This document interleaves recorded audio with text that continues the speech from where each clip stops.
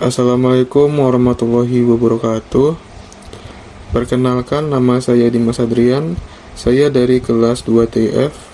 Pada video ini, saya akan membahas penjelasan tentang yang telah dibuat pada pertemuan sebelumnya, yaitu pertemuan 10, di mana saya telah membuat database header, API documentation, dan middleware Lava Quantum. Pertama, saya akan membahas tentang database header.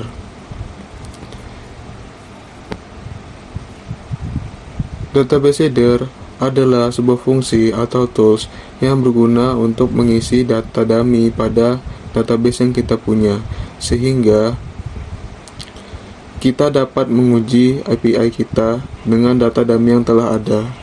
Pada pertemuan sebelumnya, kita membuat database header untuk membuat 100 record pada data tabel berita yang kita punya.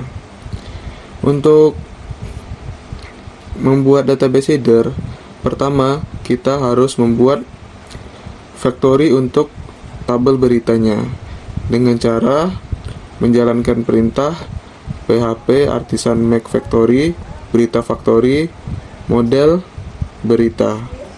Lalu kita edit factory untuk beritanya. Setelah kita buat file factory beritanya, kita isi file tersebut dengan sebuah fungsi untuk mendefinisikan kolom-kolom yang akan diisi.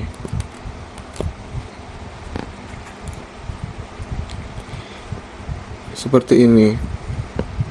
Ini adalah sebuah file berita factory yang telah dibuat dengan perintah sebelumnya.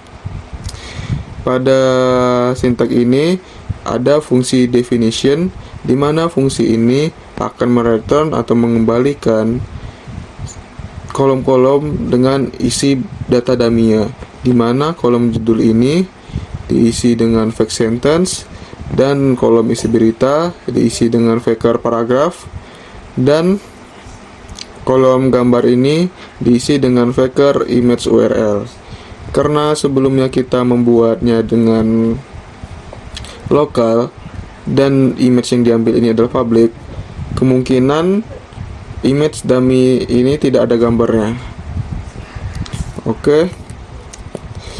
Selanjutnya, kita gunakan fungsi factory tadi di dalam sebuah header dengan cara kita membuat file berita header di folder header yang ada. Ini adalah folder headernya. Ini adalah berita header yang telah dibuat tadi. Di sini ada function function run, di mana function ini berisi menggunakan kelas berita factory dengan parameter 100, karena kita ingin membuat 100 record data dummy. Lalu kita create di sini untuk 100 data dummy yang ada.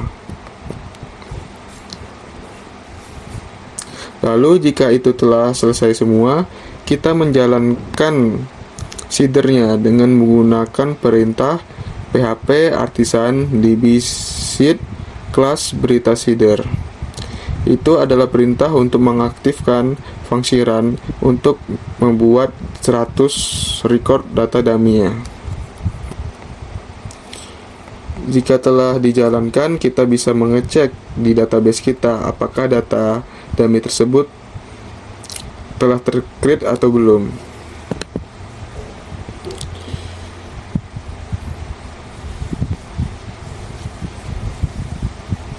Kita bisa mengeceknya melalui website yang telah kita buat, atau kita dapat langsung mengeceknya di phpMyAdmin.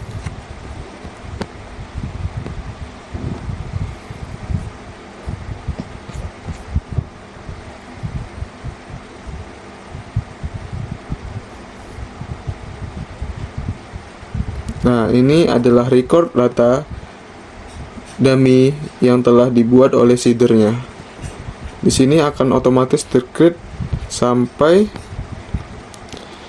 100 berita, karena sebelumnya kita membuatnya dengan parameter 100.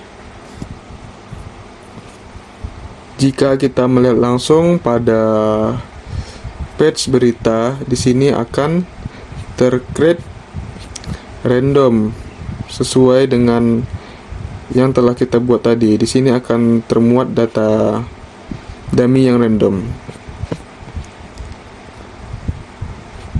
Lalu selanjutnya, pada pertemuan kemarin saya membuat API documentation. API documentation adalah membuat dokumentasi pada fungsi-fungsi yang telah kita buat dengan cara kita menambahkan informasi add EOA pada file controller seperti ini.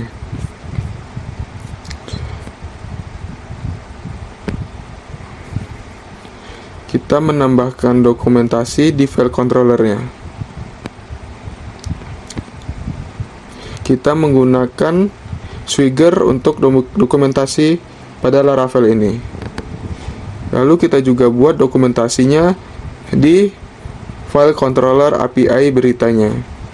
Nah, di sini kita buat dokumentasinya per fungsi, di mana sini ada untuk penjelasan tentang indeksnya atau untuk menampilkan tabel. Di sini adalah dokumentasi untuk store atau menambah data pada tabelnya.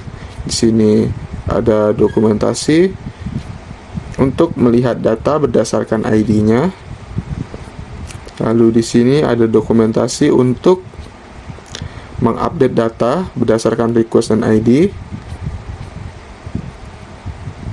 Lalu yang terakhir ada dokumentasi untuk destroy atau menghapus datanya. Jika kita telah membuat dokumentasi yang seperti ini, kita bisa menjalankan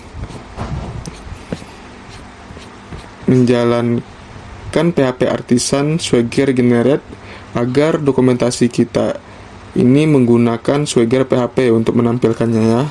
Lalu jika telah selesai dijalankan perintahnya, kita dapat melihat dokumentasi kita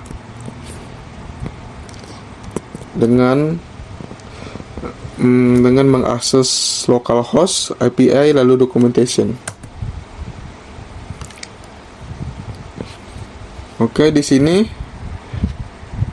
lah dokumentasi yang telah kita buat tadi. Di sini ada untuk menampilkan berita, mendapatkan berita berdasarkan ID, lalu mengupdate berita, lalu menghapus berita atau destroy pada setiap fungsi-fungsi pada controller tadi. Di sini ada dokumentasinya dan penjelasan tentang kodenya.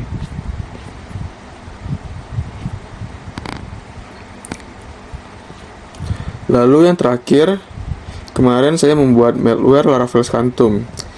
Malware Laravel Scantum ini adalah sebuah tools atau function autentikasi untuk mengakses halaman dengan menggunakan token. Cara membuatnya adalah pertama, instalasi Laravel Scantumnya.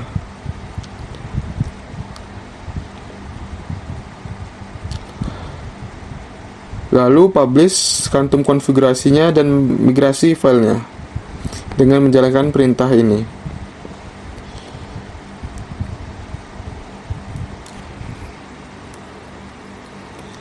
Lalu kita buat kelas outController di aplikasi kita.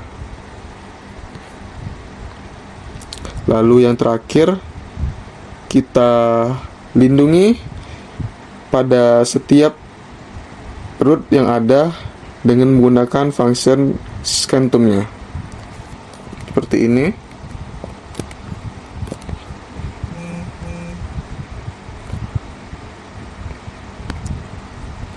Di sini adalah outController, di mana fungsi ini ketika dijalankan maka akan membuat atau langsung meng-create tokennya.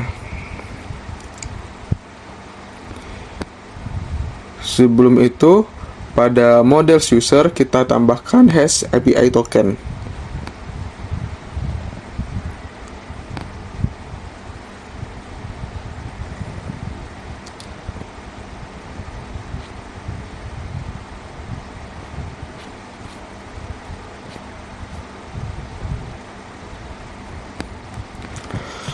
Pada root API-nya, kita tambahkan atau kita masukkan fungsi-fungsi untuk melakukan get, post, put, atau delete ke dalam malware autentikasi Scantum-nya. Agar jika kita mengakses halaman ini, kita harus menggunakan token yang telah di-generate.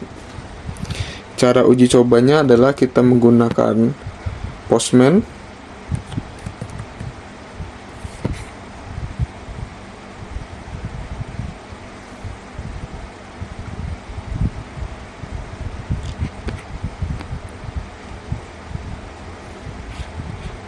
Dengan cara kita post atau kita jalankan fungsi login ya untuk mendapatkan tokennya dengan menginputkan berdasarkan data email atau password yang valid.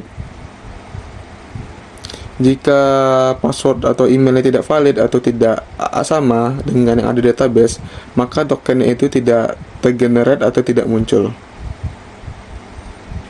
Kita jalankan login dan di sini kita mendapatkan token untuk mengakses halaman yang telah diberi autentikasi Scantum-nya. Lalu kita copy, kita uji coba untuk mengakses berita pada API-nya. Pertama, kita uji coba jika kita tidak menggunakan autentikasi. Kita jalankan untuk mengakses halamannya. Maka di sini kita akan dimintai login dan tidak menampilkan data apapun. Padahal kita di sini mengakses halaman berita di mana halaman tersebut menampilkan sebuah data-data yang sebelumnya kita telah buat recordnya 100 menggunakan seeder. Lalu kita gunakan bearer token. Lalu kita isikan token yang telah kita dapatkan saat kita menjalankan atau mengakses login tadi dengan username dan password yang benar. Oke, setelah kita masukkan tokennya, kita jalankan lagi. Oke, ini buktinya. Dengan kita menggunakan token autentikasinya, di sini memunculkan data-data yang ada pada halaman beritanya. Nah, di sini muncul semua data-datanya.